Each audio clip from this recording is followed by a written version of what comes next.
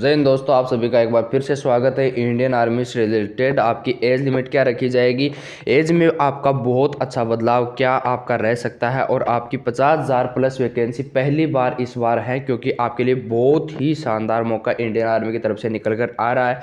तो जब भी अपनी तैयारी में अभी से जुट जाइए और चैनल को सब्सक्राइब कर लीजिए। आगे की जो जो अपडेट आपको मिलती रहेंगी सारी की सारी। सबसे पहले अपन बात कर लेते हैं कि आपके डॉक्यूमेंट्स इसमें क्या क्या रखे जाएंगे। तो सबसे पहले अपन डॉक्यूमेंट्स की बात करें, क्योंकि नॉर्मली ये डॉक्यूमेंट्स सबके पास में होने ही चाहिए, क्योंकि डॉक्यूमेंट्स आपके फॉर्म भरने के लिए डॉक्यूमेंट्स बहुत ही ज़रूरी होते हैं। क्योंकि कुछ डॉक्यूमेंट्स तो हमारे पास में ऑलरेडी होते हैं, लेकिन कुछ डॉक्यूमेंट्स हमें बनाने पड़ते हैं, जैसे कि कास्ट सर्टिफिकेट है और आपका जो मूल निवास है, ये सारे सर्टिफिकेट आपको बनवाने पड़ते हैं। लगभग 6 महीने पुराने ही आपके होने चाहिए। तो ये सारी चीज़ें क्लियर कर देता हूँ कि आपके 10th और 12th पास आप होने चाहिए। यानी 10th पास किसके लिए होना चाहिए, 12th किसके लिए होना चाहिए और 8th किसके लिए होना चाहिए। तो ये सारी चीज़ें भी अपन डिस्कस करेंगे। सबसे पहले 10th वाले भी फॉर्म को भर सकते हैं, 12th वाले भी भर सकते हैं और 8th वाले भी फॉर्म को भर सकते हैं।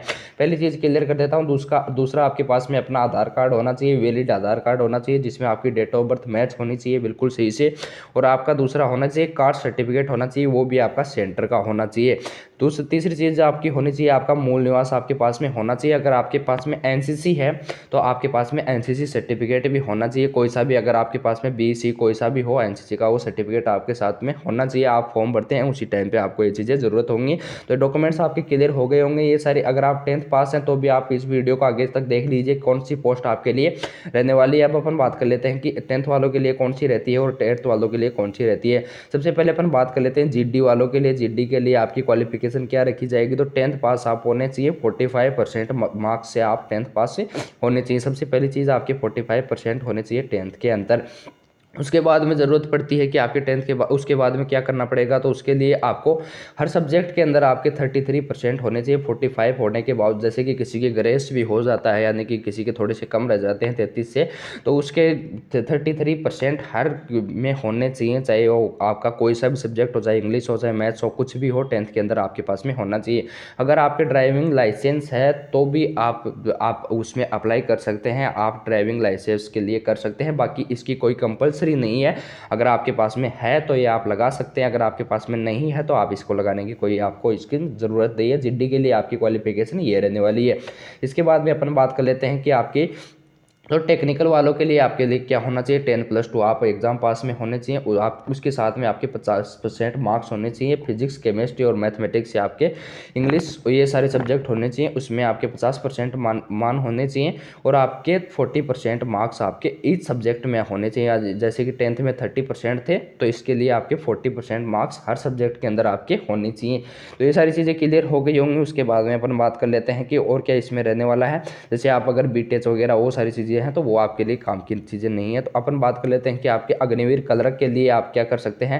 क्लर्क वालों के लिए आपके 10+2 होनी चाहिए, आपके साइंस सब्जेक्ट से होने चाहिए। अगर आप 10+2 साइंस सब्जेक्ट हैं तो आप क्लर्क वालों के लिए, स्टोर कीपर वालों के लिए और इसके लिए टेक्निकल के लिए आप सभी इन सभी के लिए एलिजिबल है। आपके 60% मार्क्स आपके नॉर्मली होने ही चाहिए। 60% मिनिमम क्राइटेरिया आपका रहने वाला है। मिनिमम आपके हर सब्जेक्ट के अंदर इसमें 50% आपको चाहिए होंगे। क्लर्क वालों के लिए आपके हर सब्जेक्ट में 50% मार्क्स होने चाहिए, क्लर्क, स्टोर कीपर और इनके लिए। इसके बाद में अपन बात कर लेते हैं कि ट्रेड्समैन है जो 10th पास है, उनके लिए आपका क्या होना चाहिए। 10th पास वाले ट्रेड्समैन के लिए आपके 10th पास आप होने चाहिए और साथ में ही आपके हर सब्जेक्ट में 33% होने चाहिए। इसमें कोई वो क्राइटेरिया नहीं है, आप सिर्फ पास होने चाहिए। 10th पास के साथ में पास होने चाहिए किसी भी सब्जेक्ट में। अगर आपके ग्रेस वगैरह है तो आप इस फॉर्म को नहीं भर सकते हैं ट्रेड्समैन 10th पास के लिए। और 8th पास वालों के लिए भी सेम क्राइटेरिया रहने वाला है। ट्रेड्समैन का फॉर्म दोनों बच्चे भर सकते हैं, 8th पास हो चाहे वो 10th पास हो, दोनों बच्चे इस फॉर्म को भर सकते हैं। आपके मार्क्स होने चाहिए इतने, यानी कि 8th में भी अगर आपके 33% हर सब्जेक्ट में बन रहे हैं तो आपका ये होना चाहिए। इसके बाद में अपन बात कर लेते हैं कि आपकी एज लिमिट क्या रहने वाली है। एज लिमिट आपकी रहने वाली है 17.5 से लेकर के 21 साल इसमें एज लिमिट रहने वाली है सभी ग्रेड के लिए। चाहे आपकी क्लर्क हो, चाहे आपकी ट्रेड्समैन हो, चाहे आपकी जीडी हो, कोई किसी भी पोस्ट हो, आपकी सभी के लिए 17.5 से 21 साल रहने वाली है। और इसके बाद में अपन बात कर लेते हैं क्लर्क वालों के लिए और क्या क्राइटेरिया रखा जाएगा। क्लर्क वालों के लिए आपका टाइपिंग टेस्ट भी इसमें कंपलसरी होने वाला है। तो आपके फॉर्म अब कब से भरे जाएंगे, तो फॉर्म आपके भरने की तिथि है, आपके फॉर्म भरने की जो डेट है वो क्या रहने वाली है। तो फॉर्म भरने की डेट आप मान के चलो 25 जनवरी से आपके फॉर्म स्टार्ट हो जाएंगे, लगभग 25 जनवरी से आपके फॉर्म स्टार्ट हो जाएंगे। तो अपनी तैयारी अभी से स्टार्ट कर दीजिए और अच्छे से प्रिपरेशन करिए, क्योंकि इस बार इंडियन आर्मी में जाने का बहुत ही शानदार मौका है। पहली बार लगभग इतनी वैकेंसी आने का पूरे चांसेस है। तो चैनल को सब्सक्राइब करके रख लेना, ताकि कोई भी इन्फॉर्मेशन आए तो आपसे बिल्कुल भी नहीं छूटे। Thank you so much.